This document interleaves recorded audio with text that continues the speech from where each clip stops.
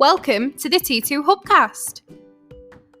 Join Martin, Dave, Spencer and guests as they discuss all things personal and professional development. The T2 Hubcast, brought to you by the People Performance People.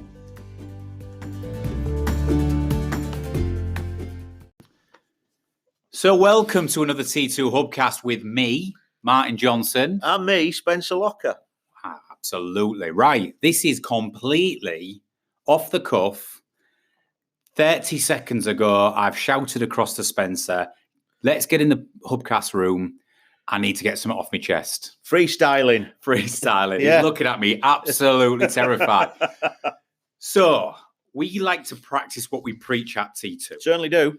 Oh, and for any of you who've been through our courses who have done print and the chimp theory and managing triggers and how you keep yourself in best self and all of that great stuff that challenges all in our life in the workplace every single day. And I'm going to use the word for this Hubcast, how to manage your triggers, because we get the Paul Hertz group and print.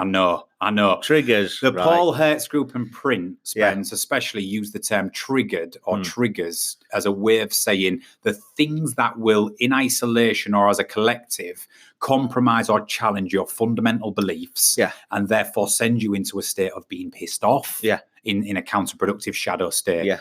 Now, I've been triggered this week a lot. Some of it's me not coping with my own triggers and, some of it is externally in. You've been triggered. Yeah. And I've triggered you. You've triggered me this week. Yeah. You've triggered me this week. Katie's triggered me. Dave's triggered me. I've triggered Claire. Everybody's triggering each other unintentionally, but doing stuff where, and let's just set the scene on this, and I hope the listeners can resonate with it. We're very busy here at T2 at the minute. We've got a very exciting time. We've got lots of client delivery coming up. Your diary stack, Spence. Oh, yeah. Dave's currently in Ireland, flying the flag of, for T2 at a conference. We've got the Hub. Yeah. The Hub's just launched. Claire and Katie are running around manically trying to, deal with customers, onboard customers, respond to stuff. I'm trying to take the world on. We're very busy. And when you're very busy, your stress levels rise. You get easily triggered. Yeah. And then in what should be an exciting good time, you can end up having a few days where it feels a little bit low mood, low energy. Yeah. So that sets the scene on why we've come in here today. Because listen, I want to get it off my chest, right? Yeah. We're only human, Spence. We practice what we preach. Very much so, yeah. But I'm triggered beyond bloody belief this week. And I've struggled at times to keep myself in that traditional positive state that we pride ourselves on. So, but we've come out the other end of it, and we're sat here Wednesday. Yeah. And we're back in the game, and we're on top of it. So I just wanted to get in and talk about what have we observed and what have we done to try and not make those triggers and those tough few days. And what else is worth throwing in the mix is Spencer stopped smoking recently. Yeah. How many days in? Just short 2 weeks. 2 weeks. 2 weeks cold turkey, right? And therefore your tensions and stress levels are... Yeah, I think I've dealt with it reasonably well. However... He hasn't. Yeah. However, that's my opinion, and other people's may vary. Yeah, your mileage may vary. To set the scene on this, right, Spencer thinks he's dealing with it very well. On Monday, we had Kettlegate. Kettlegate being Spencer imploding, and that would be a nice way of saying it, on the office floor because the kettle had stopped working and he couldn't have his morning coffee. Yeah. It was, to be honest with you, we'd already thrashed it out, but it was like banter, but it was sort of stringing that banter along. And that's why I was being dour and Dave was being dour. And then you came in as high energy, I positive and all that. And because you were high energy and you were positive and I was low energy and I was triggered, we were like diametrically opposed. Yeah. And then you made a comment and I tried to make light of it. And then you made another comment and I thought, you know what? I'm going to shut up now. I'm pushing his buttons here. And so let's start there. So that sets the scene. Dave was moaning over his flights and his and his toiletries. He was buying £2 on smart. He was having a right meltdown about buying £2 toiletries to fit in his hand luggage. So you might be laughing listening to this. You might be thinking, what the hell are they on about? But the point being is in the workplace, Spence, we can be as close as we like. We can be as senior as we like. and we can think that we're in check of our emotions. But in busy periods and busy times, it only takes little things to trigger people off. Very much so, yeah. And so here's my observation, right? Yeah. For the first time in a long time, I did not react in the moment. Because if I stand up over something trivial like Kettlegate or Dave buying his toiletries or the negativity that I was potentially met with on Monday, I would have said something in the moment, highly emotional, counterproductive, triggered you back, and we would have had a counterproductive. I sort of retracted and had to give myself time to think, to say, Martin, are you part of this problem? You know, is it the way you're feeling? Is it your workload at the moment? Would you react to this in a normal way? Because it's not the first time we've all had a bit of, an offload in the office. And having reflected on that for a day, rather than jumping in, it allowed me the next morning to come in and revert to type and be back to normal without taking too many prisoners along the way. Yeah. And did I do that, Spence? Did I achieve that? I think you did. Yeah, I think you did. But I think it wasn't just you who was reflecting on it either. I think I think we all took something away from Monday, and I think we all came back on the Tuesday different people. Yeah. But but because we are different people anyway, and our reactions would have been different. Whether it was something that, let's say, for the sake of argument, you did stand up and say something. Yeah. Then my reaction to that would have been different to if somebody had said. What your reaction would have been if somebody else had stood and said something. So I get that, but again, it's reflection, isn't it? It's having.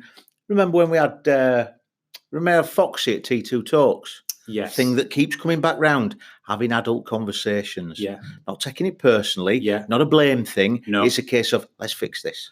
And do you know what sticks in my mind? The very next morning, the Tuesday, the day two after the trigger day. And if you remember, for the rest of the Monday when it happened, the office had a different vibe, had a different atmosphere. It was quiet, largely driven by me, if you like, the so-called leader or business owner. I do cast the shadow at times. I'm aware of that. So because I was withdrawn and reverted, it almost it triggered across the floor. But Tuesday we come in and Claire said something to me and I said, well, yesterday, bloody Dave triggered me, Spencer triggered me, and you looked at me and I remember you sort of went, you nodded at me and sort of went, yeah, I did, didn't I? Yeah. And it was over. It's over because we have adult conversations. And this is what we want to sort of say in this short hubcast. We all get triggered. It happens in your teams, in meetings, in the workplace, and don't allow it to write off the next week or the next 3 days or whatever it might be to damp. You've got to have bounce back ability.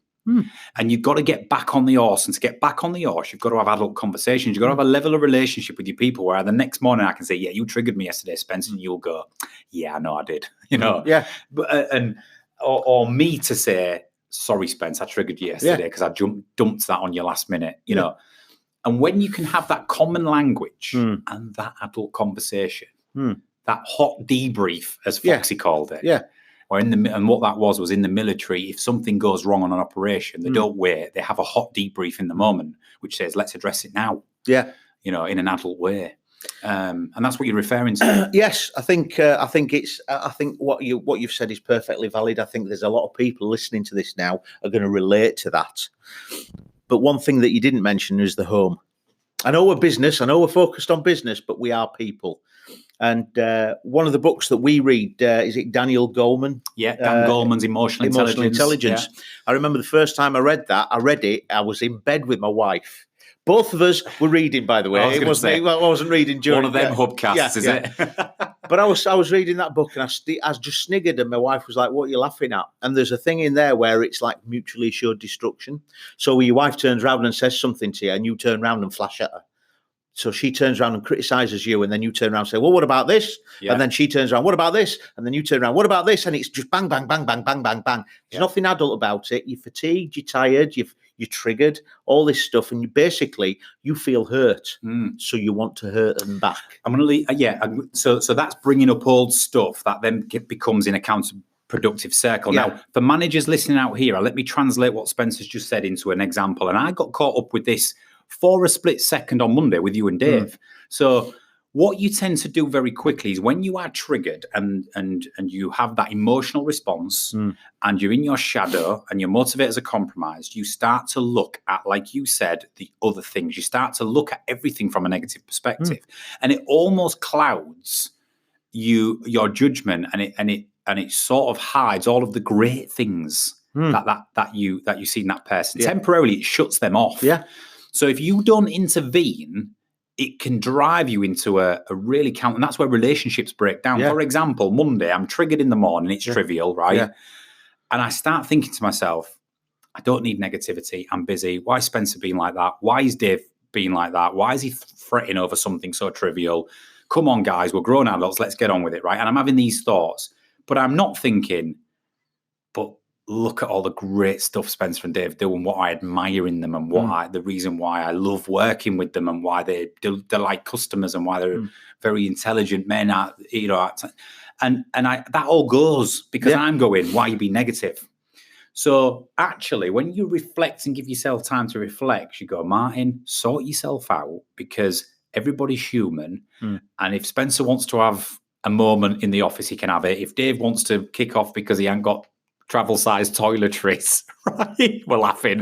Yeah. If Dave wants to do that, does it unpick and undo all the great things? Get over yourself. Yeah. And I think when you have the humility and the self-awareness to do that, you no longer have to be triggered yourself. So I think a couple of things in there, just to recap, Spence, we're saying, if you get triggered, it's normal. Pause. Don't act in the moment. Give yourself time, like we always say, to engage your logical side of your brain. Because you can't take back how you react in the moment. And it will only escalate. Yeah. Secondly, take a look at yourself and don't let you become blindsided or blinded to all the great things because one thing has happened. Yeah. Because I've seen it time and time again where managers' relationships with team members very quickly goes downhill, even though traditionally it's been very good. But a couple of things have happened either in isolation or on the bounce, and we've got ourselves now only seeing the worst in this person. Yeah. And there's only one way that heads when it happens. Yes. Yeah. Yeah. So I guess we're sort of saying, Spence, being triggered is your responsibility. It's not others. Yeah. They contribute, and we should have adult conversations to tell people if they're contributing. Yeah. But you got to take some in their ownership for it. Yeah, I agree totally there. It's all part of your integrity. It's all part of your credibility, self-honesty. You know what? A bit there, didn't I? Yeah. You had me in your pocket then. Yeah.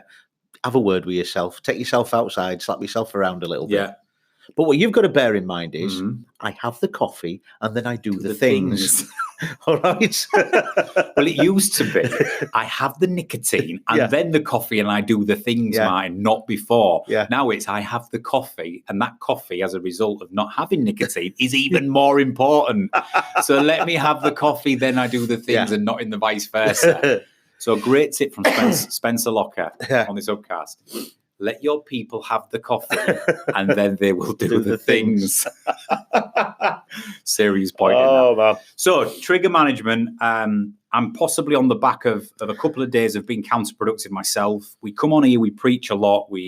Sometimes we do, we keep it real and we're always honest about we're only human. Yeah. So it's important to point out where we get it wrong. Certainly. And I think if myself, you, Dave, Claire, Katie, if we all sat here right now, we could all think of 2 or 3 things where we've got it wrong this week. Certainly. Yeah. But as a team, we discuss it, we get it out in the open, we put it to bed. And today has been one of the most productive days. We've all muscled in, we've been running around like crazy. Yeah. But we've got the things done. Yes. And we're back on the horse. Yes. And that's what teams do. It's what great teams do. It's what couples do. It's what the best friendships do. Yeah. We because you can't go through life being triggered and then it's spiraling out of control and you're blinded to all the good things in that person. Yeah. And that's what we just wanted to sort of finish on. So what do we call this hubcast, Spence? What can we actually call it? What have we discussed? We've discussed. So you've been. I've got one. So you've been triggered. Yeah. Get over it. Yeah. Yeah. Yeah. You agree? I like that. So it's a little bit. Yeah. You've been triggered. You've been triggered. So what? Get over it. Yeah. Like it. Yeah. We'll do that. We love it. All right. So thank you very much, Spence. Cheers, I know it was completely unprompted, but let's get back to pissing each other off now. Okay. Well, no, because I've got coffee. and then you do the things. Thanks for listening, and we'll be back soon with another T2 Hubcast.